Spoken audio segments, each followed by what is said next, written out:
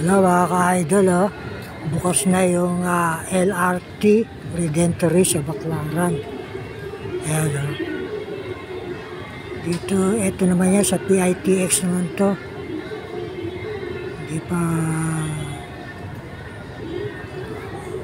PITX na ano to sa LRT Phase 1 LRT Cavite Extension. Yung sa ano, sa Redemptorist, sa Manline, gumagana na, papuntang ang uling biyahe nyo sa ano, Fernando Po Jr. Station, doon sa ano, papuntang monumento. Yan. Ito, makikita natin mga ka-idol yung istasyon ng Phase 1 LRT Cavite Extension dito sa PITX. Ayan. Yung mga nagmamadali ng biyahe. Ayan. Pwede kayo sumakay dito. Ayan. Ito naman sa ano, yung mga kung hindi kayo nagmamadali, pwede naman bus. Ayan, may mga bus dito.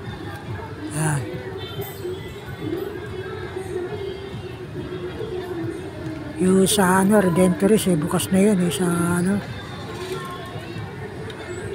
sa tao. Biyahe na, yan. Ito lugar nito sa PITX na may station to. Itong LRT Cavite Extension Phase 1. Yan.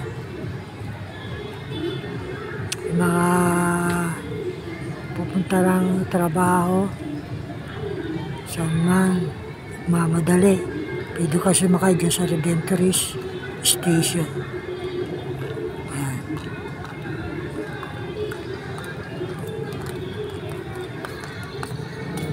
Bukas na po yan, yung sa ano, Redemptorist Station, mga ka-idol.